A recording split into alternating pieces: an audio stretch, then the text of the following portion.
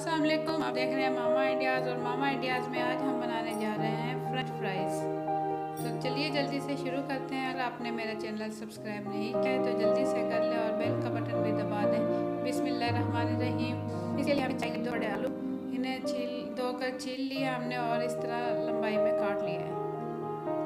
लंबाई में काटने के बाद एक खुले से बर्तन में पानी लेंगे और उसमें 1 चम्मच नमक शामिल करेंगे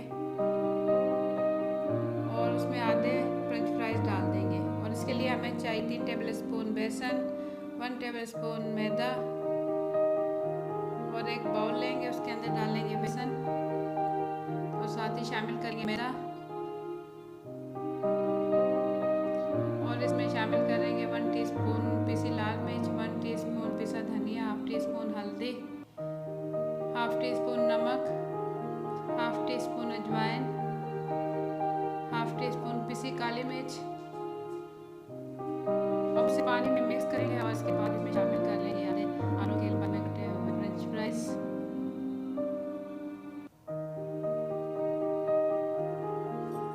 इसे मिक्स करने के बाद आधे फ्रेंच फ्राइज हमने सिंपल फ्राई करने हैं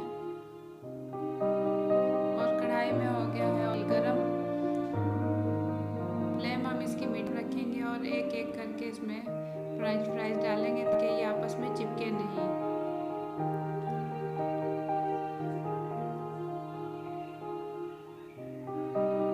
और 2 मिनट इसे फ्राई करेंगे।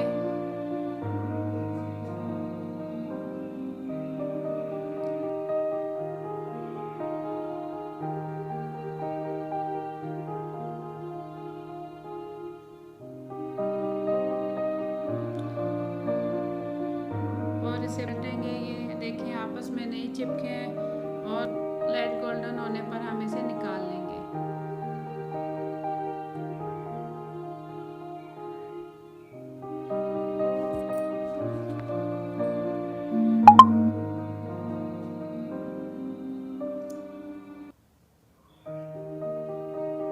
इसी तरीके से हम बाकी फ्रेंच फ्राइज भी एक एक करके इसमें डालेंगे ऑयल में और उसे फ्राई करेंगे।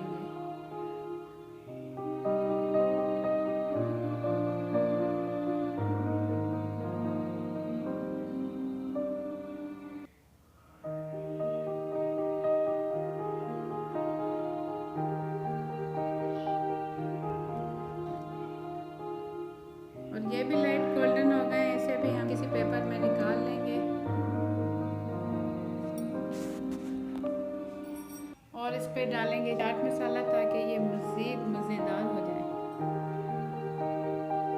और बाकी के फ्राई में भी जो ऑयल पहले से गर्म है उसके अंदर सिंपल फ्रेंच फ्राइज भी फ्राई करेंगे।